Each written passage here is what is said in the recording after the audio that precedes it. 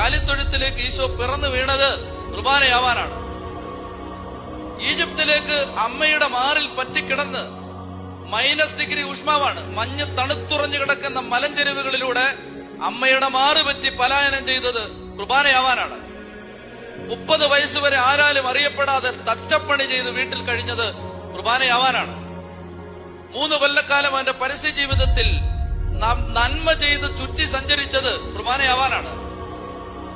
ഭ്രാന്തനെന്നും സുബോധമില്ലാത്തവനെന്നും മദ്യപാനിയെന്നും വേശ്യകളുടെ സ്നേഹിതനെന്നുമുള്ള വിളിപ്പേരുകൾ അവന് മീതെ ചാർത്തപ്പെട്ടത് അവൻ കുർബാനയാവാനാണ്.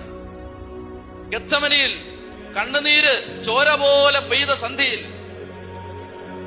ഒലിവമരത്തിന്റെ ചുവട്ടിൽ കൈമുട്ടുകൾ കുത്തിയിരുന്ന് പ്രാണവേദനയോടെ 33-കാരനായ മകൻ പൊട്ടിക്കരഞ്ഞുകൊണ്ട് അപ്പനോട് പറയും, ആകാശത്തിന്റെ അതിരുകൾക്കപ്പുറം എവിടെയോ മറഞ്ഞിരിക്കുന്ന എന്റെ അപ്പാ, കഴിയുമെങ്കിൽ ഈ പാനപാത്രം അകന്നു പോകണമേ എന്ന് പറഞ്ഞ് പൊട്ടിക്കരഞ്ഞത് കുർബാനയാവാനാണ്.